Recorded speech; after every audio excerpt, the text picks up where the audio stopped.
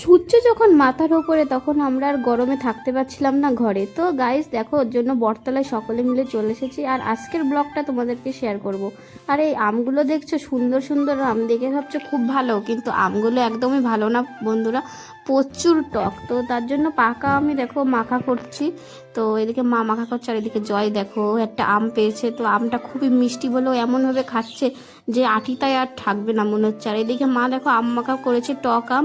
তো সেটাই দেখো এখন মানে ভালো করে মানে মাখিয়ে মা টপাটপ খেয়ে নিচ্ছে। আর কিছু লোকের আমাদের আছে যে যারা মানে পাকা আম পছন্দ করে না, তার মধ্যে হচ্ছে আমার বৌদি, আমার দাদা। তো তার জন্য বৌদি দেখো আম আনতে গেছিলো, কাঁচা আম কোথায় পাওয়া যায়, তো ওই কাঁচা আম আনতে গেছিলো। তো তারপরে ভালো করে ধুয়ে নিল এবং বৌদি বলল চলো চলে যাওয়া যাক বটতলায়। তো তারপরে দেখো আম ভালো করে ছিলে নিল। তো তারপরে এইটা দিয়ে ভালো করে মানে কুচু কুচু করে কেটে নিল। তো তারপরে কাসন্দ, লবণ, লঙ্কা, লেবুর পাতা সব কিছুতে ভালো করে মাখিয়ে নিল বন্ধুরা। তো এই গরমে এই সবই আমাদের খাদ্য। আর আমরা এরকম মানে বটতলায় বসে থাকি সকলে মিলে এই রোদ্রের মধ্যে।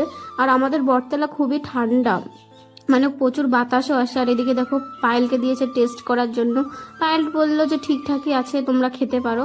আর এদিকে আমার জেঠি দেখো পাকা আম পেয়েছে, তো বন্ধুরা পাকা আম দেখছে আর লতি নিয়ে বসে আছে।